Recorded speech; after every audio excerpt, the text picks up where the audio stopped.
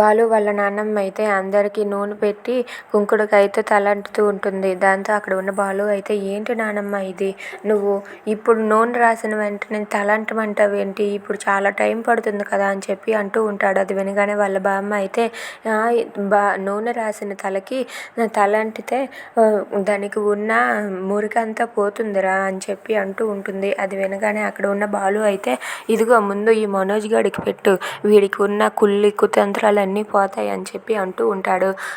అది వినగానే అక్కడ ఉన్న సత్యం అయితే, ఇక చాలా ఆపండిరా, ఇంకా చిన్నపిల్లల్లా మీరిద్దరు ప్రతిదానికి గొడవలేని అని చెప్పి అంటూ ఉంటాడు. అది వినగానే అక్కడ ఉన్న వాళ్ళ అమ్మ అయితే, ఏంటి, అవునరా చిన్నపిల్లలు అనగానే నాకు చిన్నోడు గుర్తొచ్చాడు, అవును చిన్నోడు ఎక్కడ కనిపించడం లేదేంటి అని చెప్పి అడుగుతుంది. అది వినగానే అక్కడ ఉన్న వాళ్ళందరూ కూడా ఒక్కసారిగా షాక్ అయిపోతారు.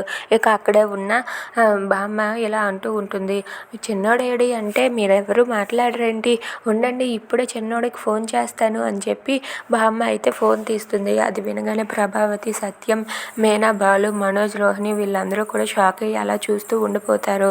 ఇప్పుడు కానీ బామ్మకు ఆ విషయం తెలిస్తే ఏం జరుగుతుందో ఏంటో అని చెప్పి అందరూ కూడా కంగారు పడుతూ ఉంటారు.